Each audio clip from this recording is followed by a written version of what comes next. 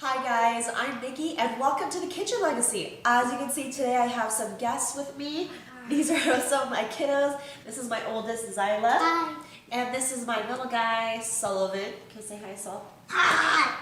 So we'll see how he does during this demo. But I'm so excited to be able to bring the kids into the kitchen with me today. We're going to be making a really fun treat I made a few weeks ago at my kids' cooking class, and the kids loved it. They were just really fun. Like I said, like a snack. You can make it for the kids after school. You can make it for a dessert. You can take it to a potluck. So what are we making, you may be wondering? We're going to be making Palmiers.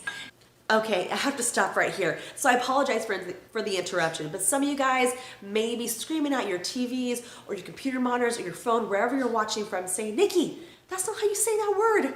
And I apologize, you are correct. We're actually making Palmiers. So I don't know, maybe it's because I'm a little stuffy, getting over a cold, or maybe I'm just because I'm American and I find it hard to say French words that I totally messed up that pronunciation. So I apologize, but now that we've cleared the air, let's go ahead and get back to the cooking. First things first, what you're gonna need is a sheet or two of puff pastry, just depending on how many you wanna make. You're going to need melted butter, maybe about a cup to a third cup, just again, depending on how much you're gonna make. You're gonna need a cinnamon sugar mix. A cinnamon sugar mix, and then today we're making two different types of Palmiers. So we're going to make a cinnamon sugar, and then we're also going to make one that's filled with strawberry jam. So, and then of course, then you'll need an egg for your egg wash at the end.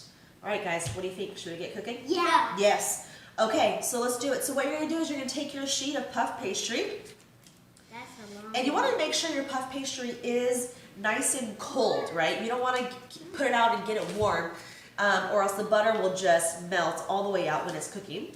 All right, guys, so then you want to lay them out here. Here you go, buddy. And use your roller. You're going to have your kiddos or yourself roll it out just a little bit. So you can see they're using our roll pads from Cook. Now these guys are amazing because you don't need to add any extra flour or sprays or anything like that, and the dough is not sticking to it. So doing a great job. I would say just roll it out right here, a little bit more on these edges. Right here on this edge. That one's good, baby. Move over here to that one. There we go.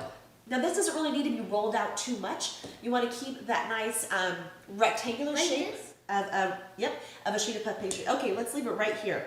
Good job, guys. So what we're gonna do now is you worked up a sweat, huh? We're just rolling out some dough. Okay, so guys, what I want you to do, you're gonna take your melted butter and just do a little bit like that all the way around, okay? Let me get you, Zai. Yay. Okay. Oh, no, gentle, because you got butter everywhere, bud.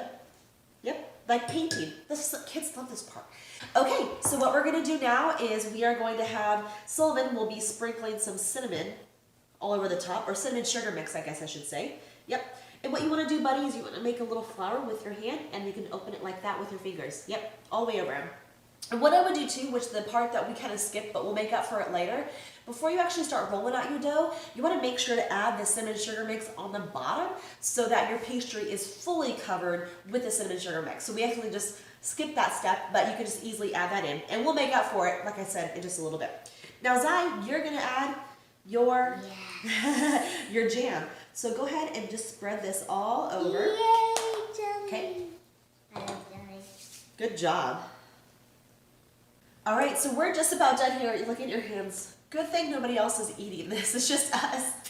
Okay, so we got them all. We got our jam, we got our cinnamon sugar mix. So now we're going to be folding. And this part, it's really fun again for the kids. So, excuse me, I would have them definitely, they watch you do it first and then have them do it.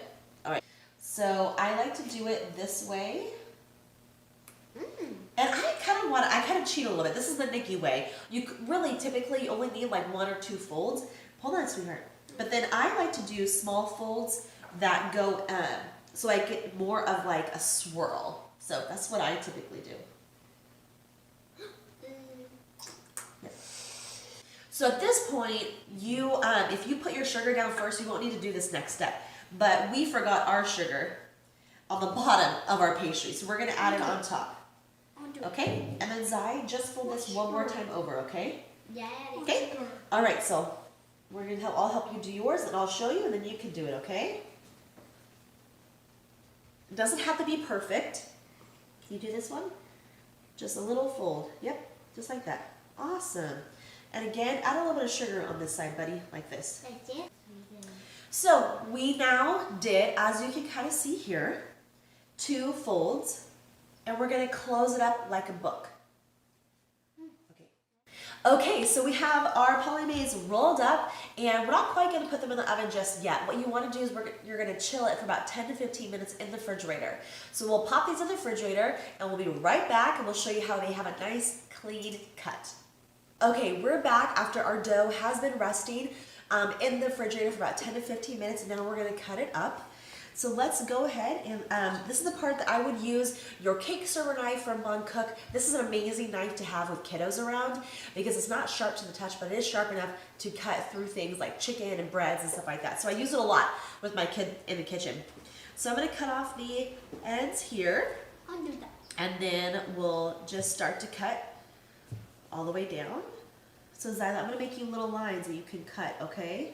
I know I'll make you lines too, so yeah, we're just cutting here. I drew a little bit of the lines for the kids so it's easy for them to know where to cut. Looks great. Awesome. And while they're doing that, I'm gonna get out my large bond mat. I'm using the large today because this puff pastry will expand, so we won't really put them close together. I'll probably have to do 2 batches with the amount of dough that we have here.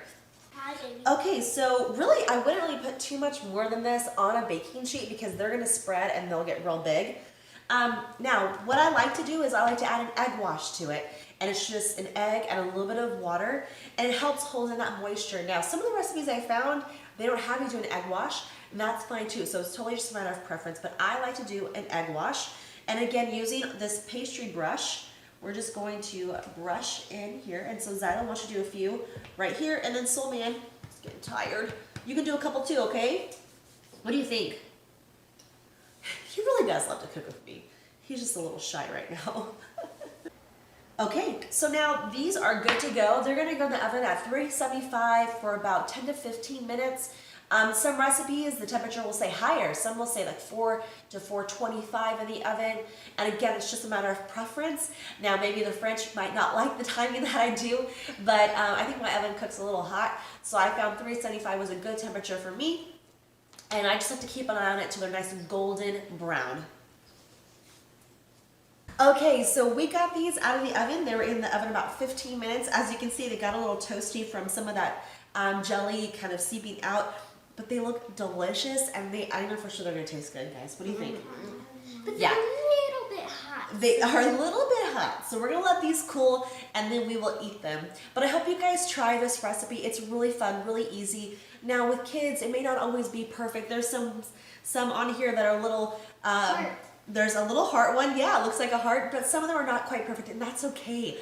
When you're cooking with kids, the best part about it is just being in the kitchen together. It's not always going to be perfect. The thing is, you're teaching them a skill. So the more that you cook with them, the more that you teach them to do things, they will become better at it. Because cooking is like a muscle, right, guys? Yeah. The more you do it, the more you do it, the more perfect. Yeah, the more perfect. Okay, so I hope you try this. If you do, don't forget to reach out to me on the socials. I am on Instagram as The Kitchen Legacy. And please, I would love for you guys to subscribe to my YouTube channel, The Kitchen Legacy, where we post recipes and product tips and all about creating a legacy in your kitchen. So thanks for joining me today, guys. Bye, and happy cooking. Bye. Bye. You want to say bye?